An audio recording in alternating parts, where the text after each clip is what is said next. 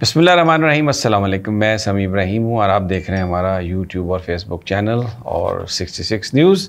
मेरे साथ अंदलीब ज़ारा है और बात आज की करेंगे जो आज की अहम डेवलपमेंट्स हैं। एक तो आज सदर ममलिकत ने ख़त लिख दिया है चीफ़ इलेक्शन कमिश्नर को और उनसे कहा है कि आप मुलाकात करें और उसके बाद फिर हम तारीख़ का ऐलान करें कि इलेक्शन किस तारीख़ को हो सकते हैं।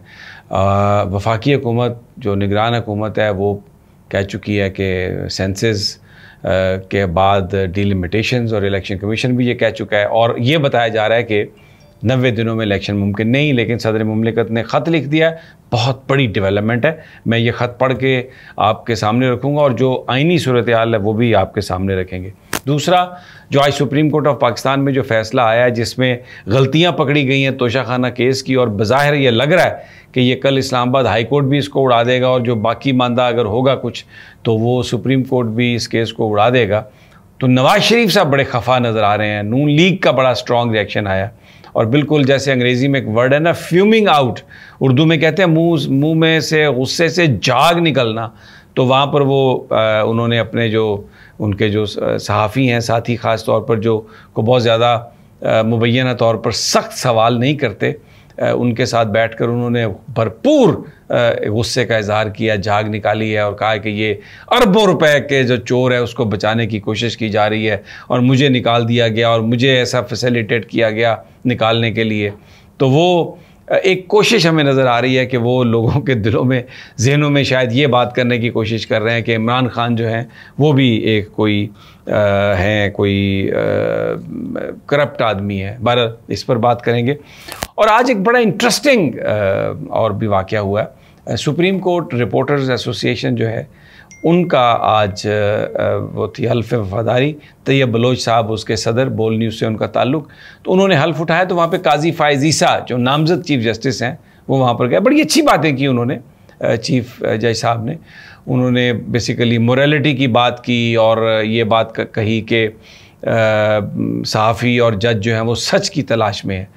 एक बात उन्होंने कही कि जनाब टीवी पर आने वाला या बैठकर बात करने वाला हर शख्स जो है वो कोई सहाफ़ी नहीं हो सकता। तो इस पर हामिद मीर साहब ने एक बड़ा ज़बरदस्त ट्वीट किया।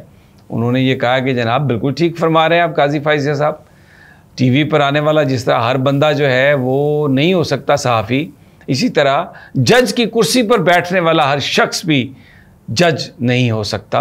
और हमारी अदलिया में बहुत ऐसे जजेस हैं जिनके बारे में हमें इल्म है कि अगर उनके पास ये मुकदमा आएगा तो वो उसका क्या फ़ैसला करेंगे। तो ऐसे लोग भी जज नहीं हो सकते। तो एक इस पर सोशल मीडिया पर एक बहस छिड़ गई है, तो अंदलीब से इस पर भी बात करेंगे। लेकिन सबसे पहले मैं अंदलीब, अगर आप मुझे इजाज़त दें तो मैं ये जो सदर ममलिकत ने ख़त लिखा है, बड़ा ये एक बड़ी कंट्रोवर्सी इससे क्रिएट हुई है।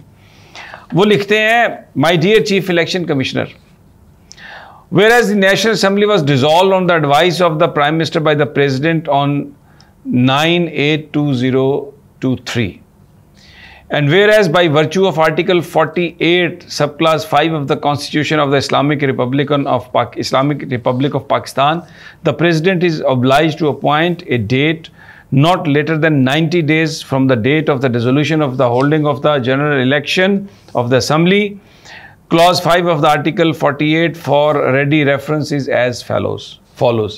Where the President 5 section ये कहता है, where the President dissolve the National Assembly notwithstanding anything contained in Clause 1, he shall, यानी must है, ज़रूर है कि अगर प्रेसिडेंट डिज़ोल्व करता है नेशनल असम्बली कि within 90 days appoint a date no later than 90 days from the date of the dissolution for the holding of a general election to the assembly, and appoint a caretaker cabinet in accordance with the provision of the Article 224 as the case may be, Article 224A.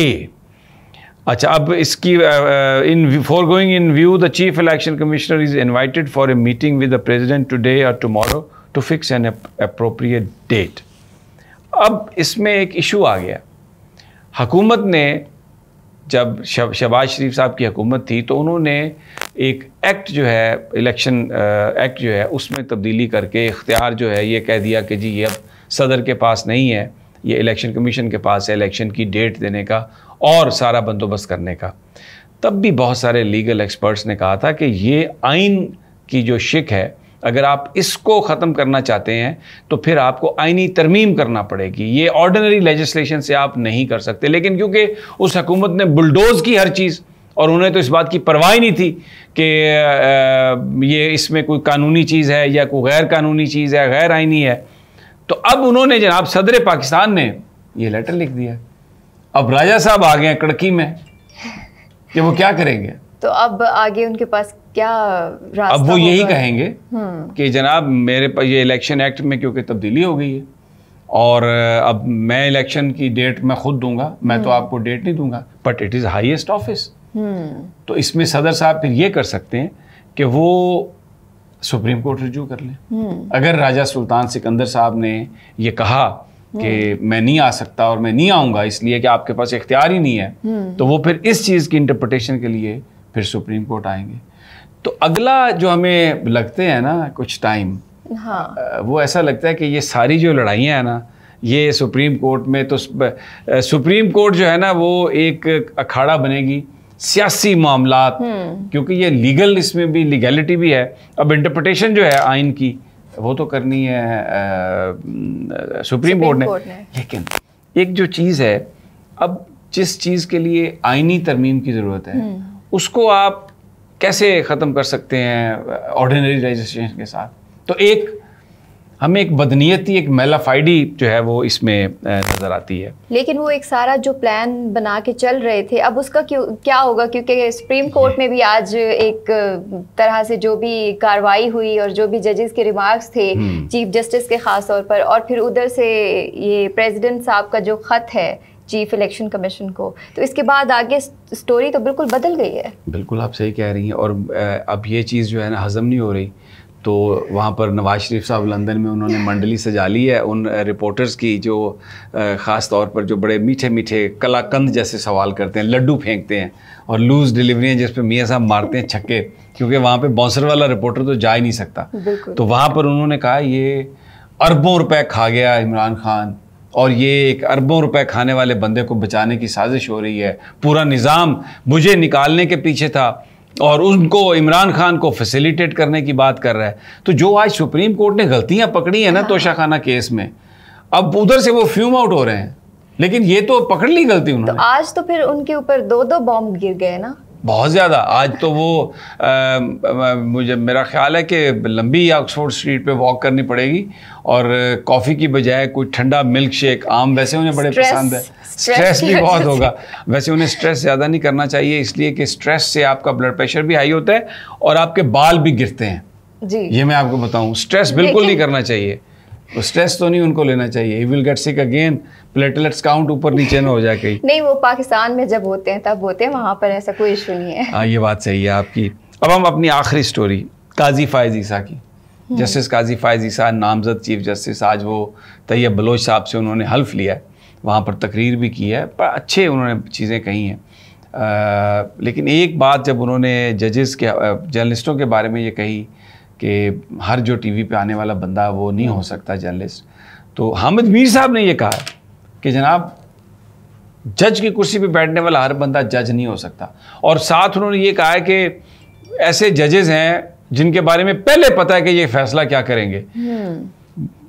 बहुत बड़ी statement है ये, बिल्कुल। और इससे हमें ये अंदाज़ा होता है कि हमारी जुडिशरी जो है वो किस कदर डिवाइडेड है, पोलराइज्ड है, पोलिटिसाइज्ड है, और उसका मेरा ख्याल है ताल्लुक जो है ना जजेस अपॉइंटमेंट से है कि हाँ, उनकी तकर्रियाँ जो हैं वो किसी ऐसे क्राइटेरिया पर हों, जैसे कोई भी एग्जाम्स जैसे पास करके आप आते हैं कुछ उसके जैसे कंपटीशन एग्जाम होता है, बिल्कुल। तो उस हवाले से जो भी बंदा अपॉइंट होगा एज अ जज, तो वो उसको शुरू में तो हाँ इस तरह से देखेगा, बाद की तो बात की। लेकिन जो ये शुरू से आते ही जो भी जिसकी भी हुकूमत होती है, हुकूमती मर्जियों से आते हैं, बेसिकली वो अपने मफादात। चीफ जस्टिस साहब वो जो जिनको रखते हैं तो वो ये वकील होते हैं, और वो कोई बार के प्रेसिडेंट हैं, कोई उनके ओहदेदार हैं, तो वो तो आने के बाद उन्हीं चीज़ों को, बिल्कुल सही कह रही हैं, उन्हीं चीज़ों को फॉलो करते हैं। हाँ, तो वो फैसले भी फिर उनके मर्जी से होते हैं, वो मुल्क के मफादात में नहीं होते, अवाम के या आइन और कानून के, आइन और कानून के मुताबिक नहीं होते।